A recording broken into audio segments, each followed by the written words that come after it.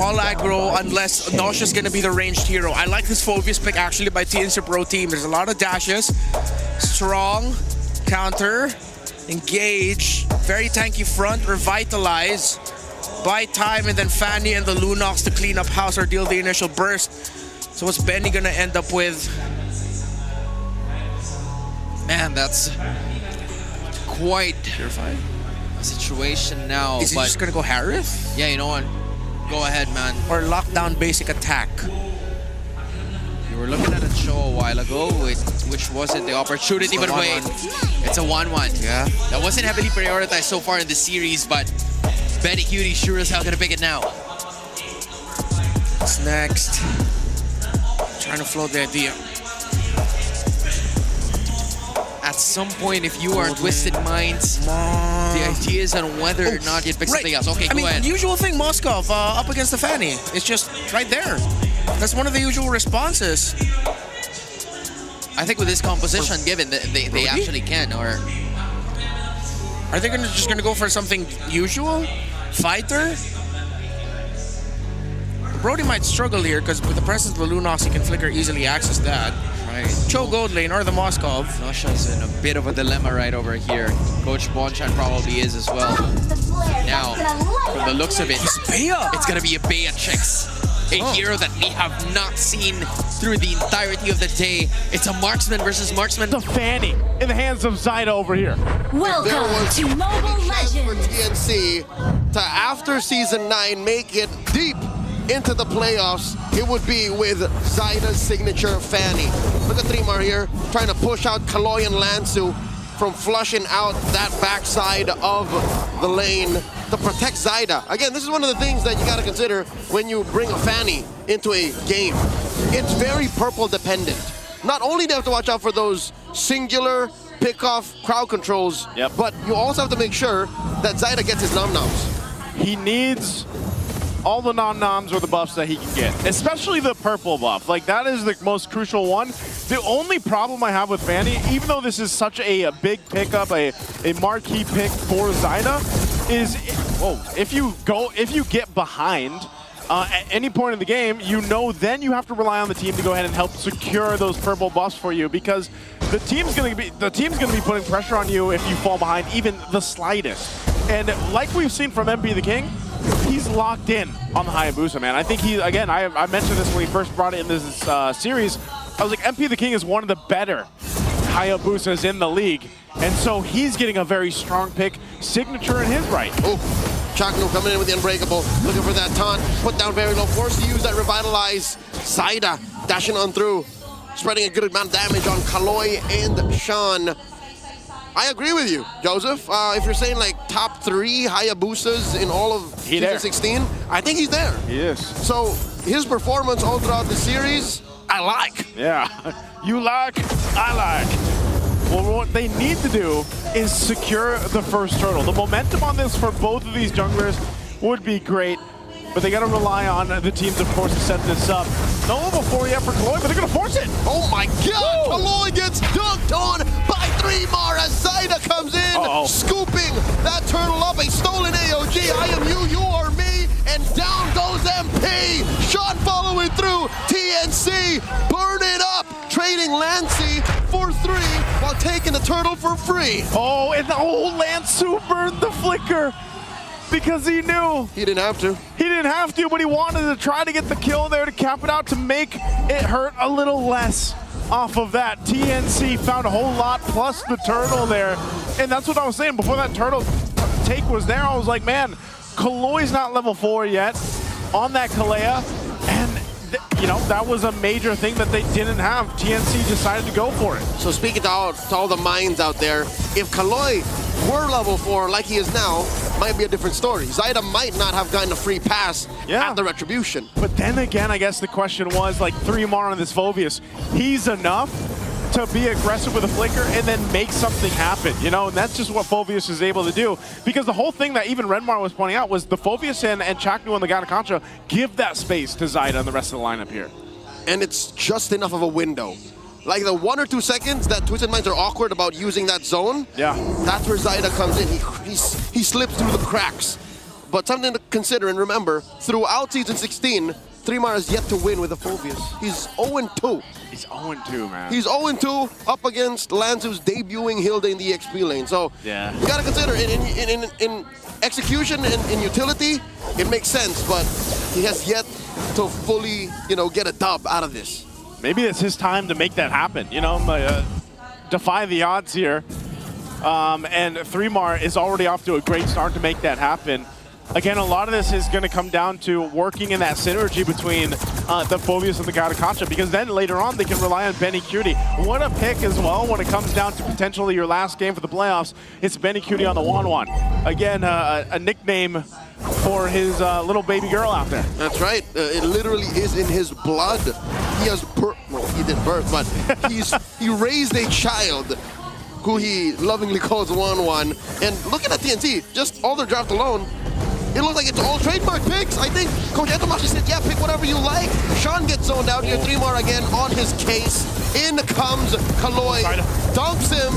Goes up. There's the answer from Sean. And Nosha, not enough damage. Sean falls already. Speaking of which, the connect Sean gets disrupted. And they steal away the purple. TNT all over the rookies of Season 16. They give the purple to Lancy. Man, talk about the windows. Is MP going to do anything here? Oh no, MP forced to use that shadow kill defensively. Shadow's on through, but 3mar says, we ain't done with you, and Zyda gets another. Zyda gets another. Again, even with the flying clouds, Twisted wasn't able to get back into the fight in time. So this is also going to be the second turtle in the hands of TNC. Again, we've seen flying clouds punish teams that keep trying to go again and again. Yeah. And now TNC are looking at a 3,000 gold lead at 5.5 minutes. This is probably the best lead they've had in the series so far. Best TNC. early start that is consistently just ramping up. They're ramping up. I'll agree with you. Yeah, Benny Cutie hasn't even needed to really do much yet. Like, he's letting the team do all the work while he just farms up. Tier 1 down and the bottom goes down. Maybe a prime example of even after Project Next, what you would call a gold lane experience. Yes, sir. That's adapted now, too. I mean, it's kind of weird to think about that with all the fighters we're seeing in the gold lane. Yep. They both reverted back to marksman. Yeah. Markswomen in this case. Markswomen. And might as well go again for your comfort picks in your one of these teams' last games of the playoffs. The pressure here, though, is, again, if you look at that last fight and the fights that have happened even before that, it's such good use of a Phobius and Gadakacha, man. Yep. Again, that little synergy. It's so good. That combo wombo. The combo wombo, which then Zyda's allowed to pick those windows of opportunity and puts enough pressure on you. And usually it's going to be Sean that's the lowest health here. So, look at this. 3mar is actually able to take multiple members of Twis and push them off. Malefic Roar to Blade of Hepsies now. The ball over here for Zyda, locked in at 4-0 on this Fanny. He's going to be devastating even to the tankiest members of Twisted Minds. And slowly but surely, the floor is turning into lava because Twisted Minds can't even get out of their own side of the jungle. An AOG answered by a Tsunami Slam. 3mar spent his flicker only to die as Sean in the back line gets visited by Zyda. Trade in 1-for-1. Sean for 3mar. Shadow kill. Lancy barely alive after that brilliance, forcing Chagnu to hit that revitalize. Still, a successful push by TNC. In comes Zyda. Does not have the cutthroat. Still takes down MP. Zyda, you are a monster. And this is why everybody that knows Zyda and have seen him play, when the Fanny was locked in, even Hans said, oh, we forgot about the Fanny. I think a lot of people did because he's so good on it. One of the best Fanny players in the league. Fanny without a buff, arguably, I'd say Ryzen. He's so used to playing from behind, but Fanny under ideal conditions, Zyda any day. Oh, I don't know. Again, it's just, if you're facing this kind of gold deficit for Twisted, what do you do to gain back control? And again, we were talking about the Luna popping up here. It works so well against MP the King's Hayabusa. Every time he pops the shadow kill, you've got the brilliance there. Speaking about MP the King's Hayabusa, he still builds a Sky Piercer. In my opinion, that's a tad bit greedy. When you're down 6K like this, and you can't catch a break, is really spending a 1,500 gold at this point in the game the best plan? of Might not be. It might not be, man. It might be just... It's like being in debt and buying a Lambo. I don't know how you're going to buy a Lambo in debt, but, you know. buying ice, you know what I mean? You're going to take a loan on that, or... Exactly. He can't afford it, is what I'm saying. That's exactly what the Skypiercer is here. Not a single turret they pushed, and he's like, yeah, I'm going to build a Piercer. Hold on, guys. That's basically what he's saying. Because, again, I think... Stacks will come. The stacks will eventually get there. But look at this, too. Now Betty Cutie has the win of nature. He's completely skipped the boots. He doesn't need them. He just goes the items. He's got 3 now locked in, plus the leather jerkin, I believe it was. Yeah. Benny doesn't need boots. Nope. He just needs airtime. I don't even think he's even had a major crossbow of Tang yet. Because again, like I was saying, a lot of the work in this portion of the game, 10 minutes in, has been the rest of the team. Zyda alone has pumped out enough damage. I mean, even then, he's 3K ahead of MP the King, and what, 4 levels ahead. Now, if Zyda built a Skypiercer, you know, I would feel it, but I wouldn't blink. A stolen brilliance here by Sean forced him to use it defensively, and TNC push him out of defensive range. They can't even protect this tier 2 down bottom. Yeah, that is an early tier 2 that goes down. Lord is spawning now. Oh no, Sean, what are you doing here? Sean has no IMU. In comes Dreamar. In comes Chaknu. The answer.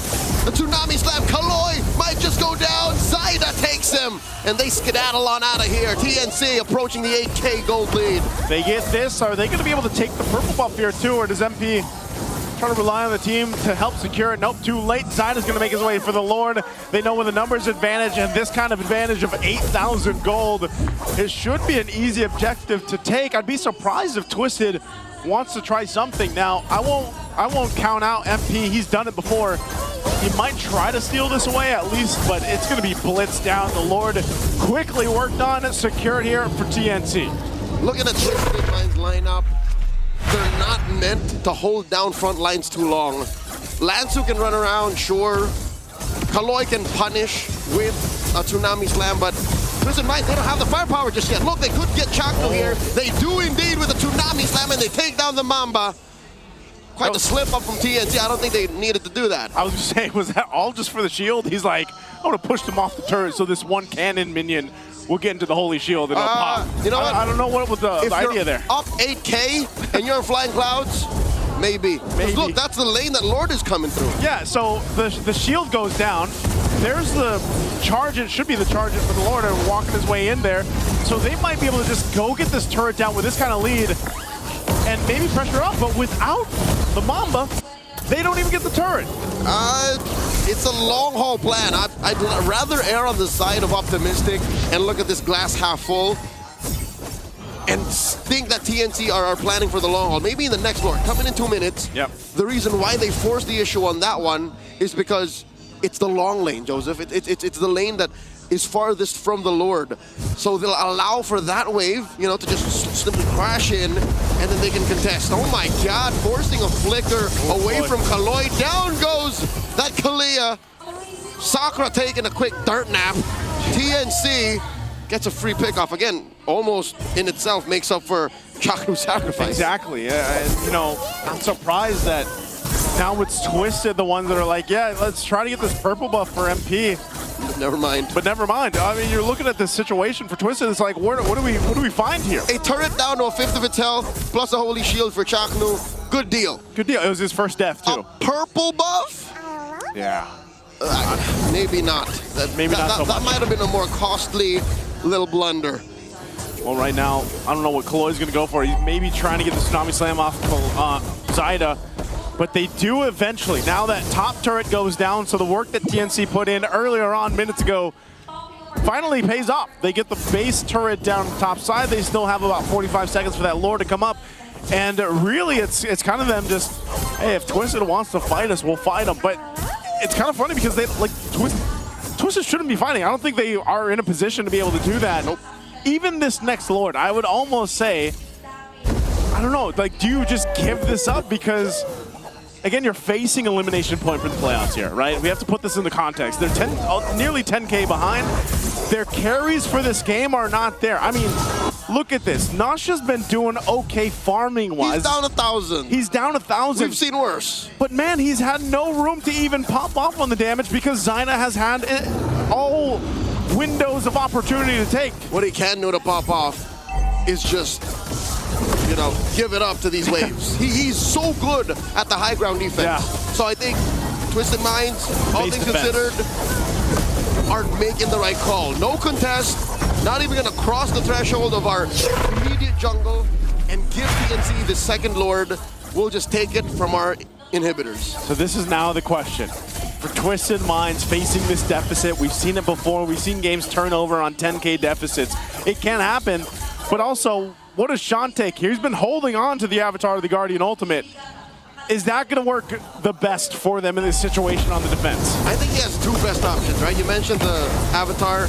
I think he'd do good with a Brilliance as well. Yeah. Like, imagine just standing there. If Twisted Minds find a way to be on the offensive, the Brilliance would be great. Because you could put Sean in a spot where he is in the middle of the action, deals a lot of damage, and then can flicker and dash out. Oh. That's best case scenario, but when you're looking at 11K down, a Lord inside your base, and all your inhibitors taken down, might not be the best, or maybe AOG. We'll see if they do it. Still holding on to it. They got to clear the Lord. 2 turrets down in the base here. They still hold on. Does TNC push the situation? 3 more. Comes in, the flicker, the answer, the AOG, almost reflexing their way into the win. And ladies and gentlemen, the Phoenix has arisen and are making it through the play-ins. 2 lives for TNC Pro Team, dropping Twisted Minds.